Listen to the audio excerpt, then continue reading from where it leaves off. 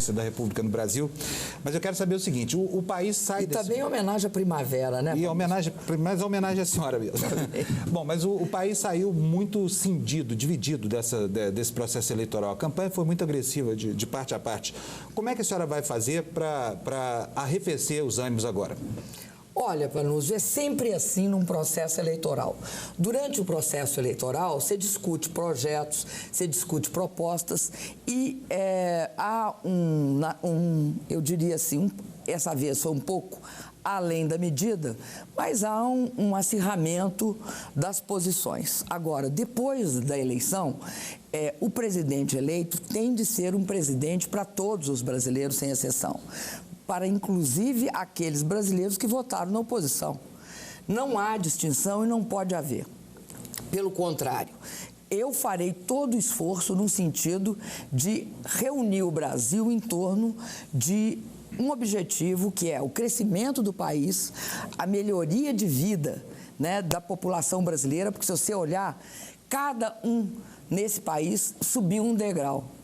E é isso que nós vamos manter e acelerar, porque nós hoje superamos aquela fase mais difícil que o Brasil passou nos últimos anos.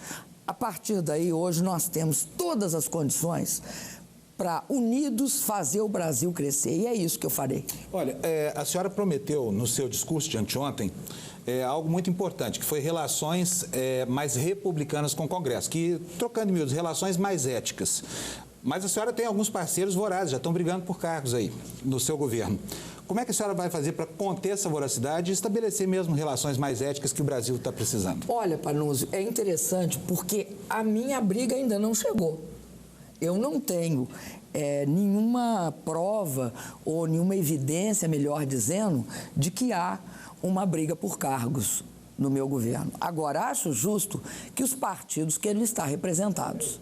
Eu terei o cuidado de ter um critério de preenchimento dos cargos que vai combinar capacidade técnica com condições políticas, ou seja, com liderança, característica de liderança pessoal e, ao mesmo tempo, eu quero deixar claríssimo para todos aqueles que integrarem o governo que eu não terei a menor complacência nem tolerância com maus feitos, não terei tolerância. Significa que quem errou é afastado do governo será até afastado, que tudo seja apurado? É mais do que afastado. Errou, foi denunciado, você não pode pré-julgar, mas você vai ter de investigar e, se for o caso, punir, seja quem seja.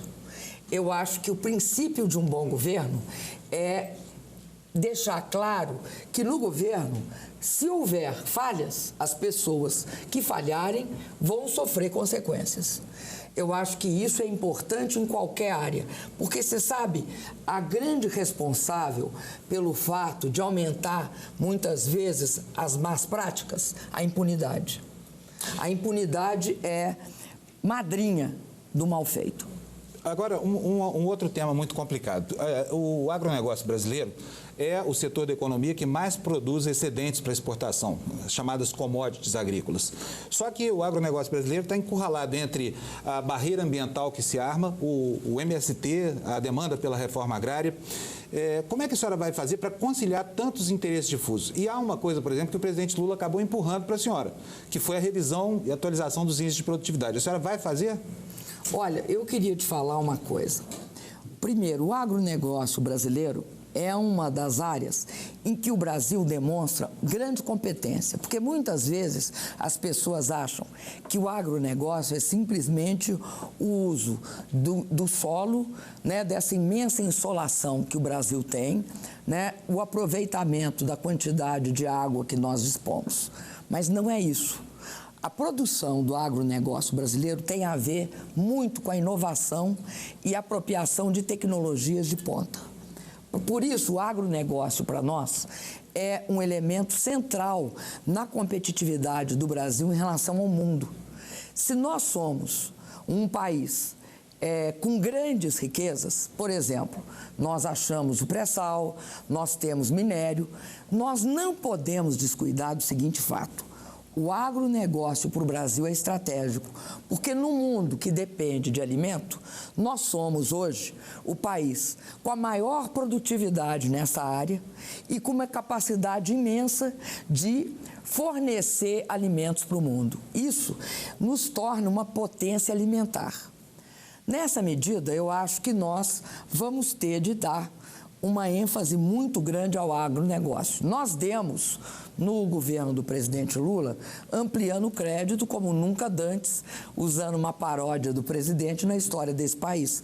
O crédito passou de em torno de 20 bilhões no início do governo, para um pouquinho mais de 100 bilhões agora em 2010. Mas isso é pouco.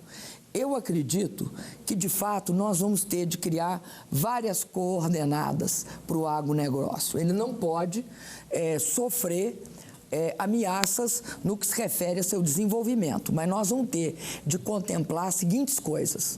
O caso da reforma agrária no Brasil é uma coisa que não pode e não deve ser tratada como um caso de polícia.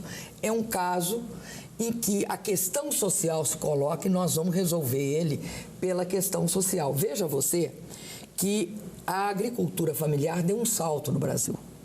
Então, não basta a reforma agrária, você faz a reforma agrária porque ainda tem terras não sendo utilizadas, né? Então, você faz a reforma agrária.